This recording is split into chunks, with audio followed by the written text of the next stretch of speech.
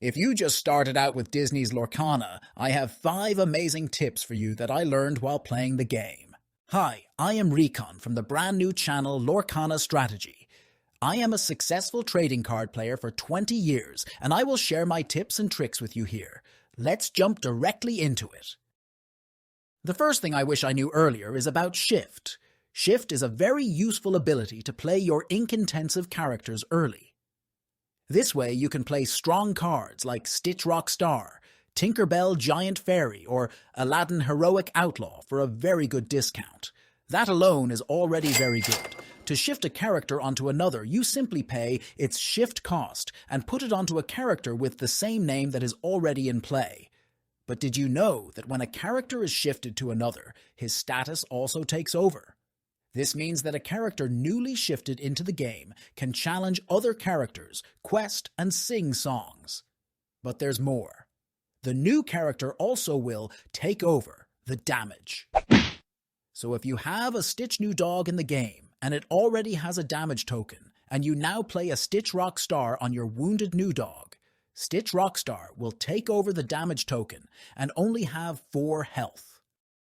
In Lorcana, there are many abilities that are triggered at a certain time. Often this happens directly when you play a character, which is called an on-play trigger. Well-known examples are Elsa Spirit of Winter or Maleficent Monstrous Dragon. But what happens if multiple on-play effects would trigger at the same time? Imagine you have a Simba Future King on your hand, which lets you draw a card and then discard a card. And you already have a Stitch Rockstar on the field, which lets you exert a character when you play it to draw a card. What would happen if you chose to play Simba and want to use Stitch's ability? The answer is as simple as it is powerful. If multiple effects were to occur simultaneously, you can choose which effect occurs first. Why is this so important in this situation? Let's assume that you have no cards in your hand other than Simba Future King. If you play Simba now, you would be able to draw a card, but you would have to discard it immediately. With Stitch Rockstar in play, this can also happen to you if you don't know that as the active player, you can let Stitch's ability resolve first to draw a card, then draw a card with Simba, and then discard one of the 2 new cards to Simba's ability. If you liked the video so far, make sure to hit the like button, which will help my channel to grow. And don't forget to subscribe to my channel. There is a lot cool content on the road. Number 3. Mulligans are easy. At the start of every game, each player can take a single mulligan by putting any number of cards from their starting hand on the bottom of their library and redrawing that many cards. There are many tips and tricks out there with complicated instructions when to put this and that card away. Some say that you should mulligan all your non-inkable cards. Others that a mulligan decision depends whether you are on the draw or on the play, and whatsoever. In ongoing competitive play, however, it has become apparent that it is quite easy to create a good starting hand. A simple proven strategy is to assemble an ink curve. The goal here is to achieve a curve with a 1-drop on turn 1, a 2-drop on turn 2, a 3-drop on turn 3, and so on before running out of cards. It has shown thus far that the player who spends more ink to affect the board than their opponent in the early turns is usually the player who emerges victoriously. To maximize the probability of perfect curve-outs, you can generally mulligan duplicate ink costs, keeping the best of each drop and bottoming the rest. For example, if a starting hand has 2 1-drops, 3 3-drops, a fancy item or action card, and a 7-drop, then you should usually keep 1 1-drop and 1 3-drop and bottom the other 5.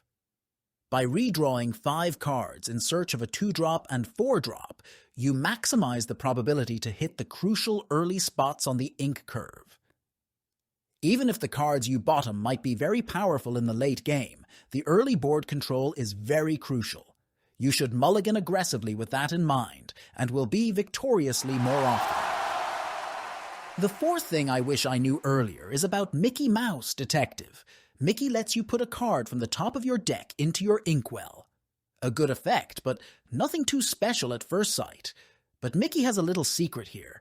Normally, when you ink a card from your hand, you have to show it to your opponent to make sure that it is really inkable. However, the card that Mickey puts into your inkwell will not be revealed and is not shown to you or your opponent. So you don't know if you just inked your last copy of Let It Go and are now out of removal. This one is rather specialized detail knowledge, but I found it very interesting. My last tip is again about Shift. There are exactly 2 cards, Hades' Infernal Schemer and Let It Go, that remove a character from play and put it face down in your opponent's inkwell. But what happens when you play one of these effects on a shifted character? Well, quite simply, the opponent actually gets 2 extra ink here, because the shift ability doesn't remove the bottom character from play, but instead, as mentioned earlier, puts the new character on top of it. Both characters are treated as one, and so both cards are put into your opponent's inkwell, and he has 2 extra ink on his next turn. You might want to pay attention to this the next time you play against a Ruby deck, and ramp your opponent from 7 ink to 9 ink through Hades. It could happen that your Hades suddenly gets shredded by a monstrous dragon. These were the 5 things about Lorcana gameplay I wished I knew earlier. Here is a quick little recap. Number 1. A shifted character takes over the status of the old character. Number 2. If multiple triggers of the same type happen simultaneously, you choose which resolves first. 3. Always mulligan for an early ink curve. Number 4. Mickey Mouse Detective puts a card into your inkwell without revealing it to anyone.